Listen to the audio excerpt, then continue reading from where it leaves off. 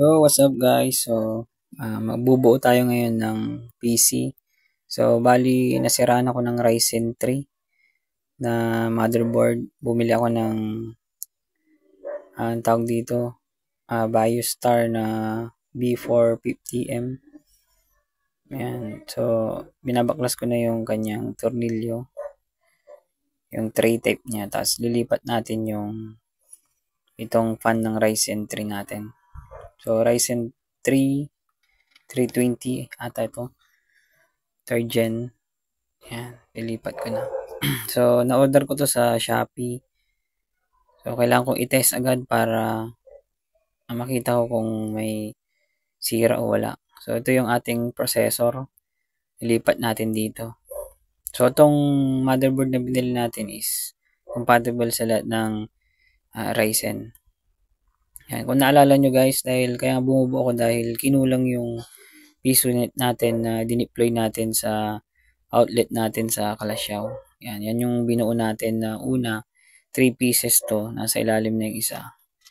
Nilagyan natin ng auto shutdown. Yan, ito na, dineliver na namin sa Kalasyaw, install na namin to. Yan. So, unang ginawa namin is, inayos namin yung kanyang linya, yung kuryente, yung pagsasaksakan ng mga piso net. Yan, so busy kami dyan, tsaka mainit.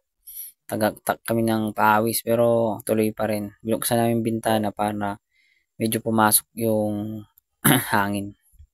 Ayan, so sinamahan ako nung pamangkin ko, yung assistant natin. So yan, natapos natin mga 2 hours and a half. Ayun, tuloy natin to, yung paggawa natin. So natapos namin yung pag-install dun is halos 2 hours kami mahigit pag-install ng PisoNet. Dahil kahit ready na, may mga iayos pa na UTP cable tsaka internet. Ayan, so tuloy tayo dito. Yan, binuksan ko na rin yung power supply natin na 800 watts.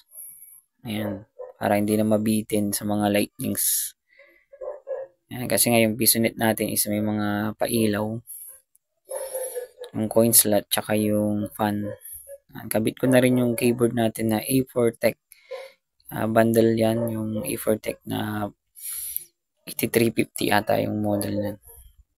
Ayan, so excited na ako nito nung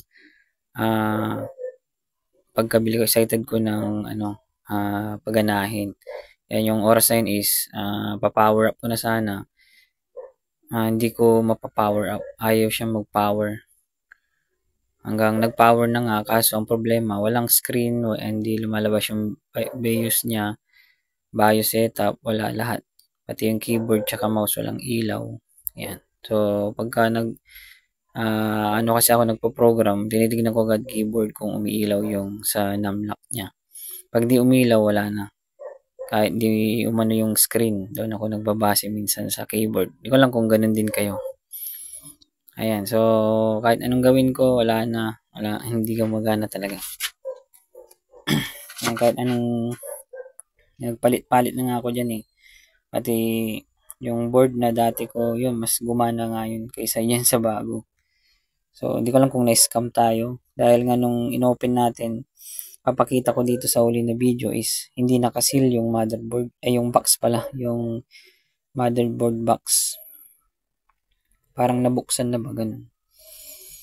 Yan, wala talaga, hindi ko mapa-open. So, bigla kong nanghina. Kasi nga excited ako, ipoprogram ko na, nalagyan ko na ng operating system, ayaw gumana. Yan, so yun nga, hindi ko na napagana. Ginawan ko na ng video para ma-return natin doon sa seller. Pagkagawa ko ng video, pinuntan ko agad sa Shopee, tapos na-return ko na. And I hope na maibalik yung ating pera or ma-refund. Ayan, so hanggang dito na lang mga Lodi. Ayan, sana ingat-ingat din sa pagbili. God bless.